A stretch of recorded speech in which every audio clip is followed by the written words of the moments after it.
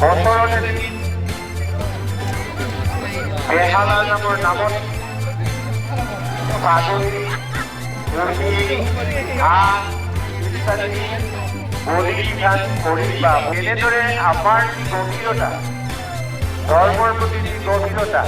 আমাৰ আস্থাৰ প্ৰতি যি গভীৰতা, আধ্যাত্মিকতাৰ প্ৰতি আমাৰ যি আস্থা, সেই আস্থা কেনেধৰণে আমি আকৌ লাহে লাহে জাগ্ৰত কৰি চৰম শিখৰলৈকে নিব পাৰোঁ, সেই বিষয়ে আমি চিন্তা চৰ্চা কৰিবৰ হ'ল। আৰু এই চিন্তা চৰ্চা অব্যাহত ৰাখিলেহে আমি আমাৰ জাতিটোৰ, আৰু আপোনালোকে জানে আধ্যাত্মিকতা এনেকুৱা ধৰণৰ বস্তু, আধ্যাত্মিকতা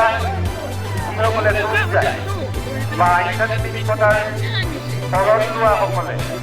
সাধাৰণতে মুক্তিৰ চিন্তাধাৰাৰ বা তেখেতসকলৰ চঞ্চলতা প্ৰৱণ, সেই চঞ্চল প্ৰৱণতা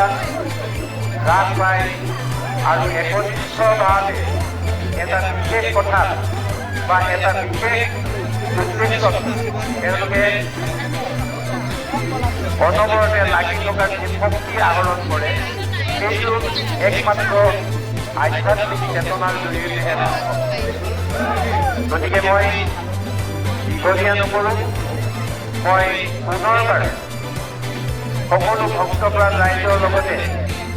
যিসকল অতিথিক আমি আমন্ত্ৰণ কৰি আনি আমাৰ মাজত উপস্থিত থাকি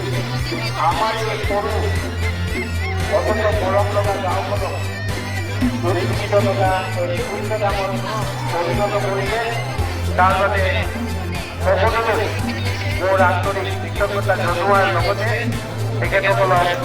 আমাৰ গাৰ্জসকলৰ সাংসা খাতিবোৰৰ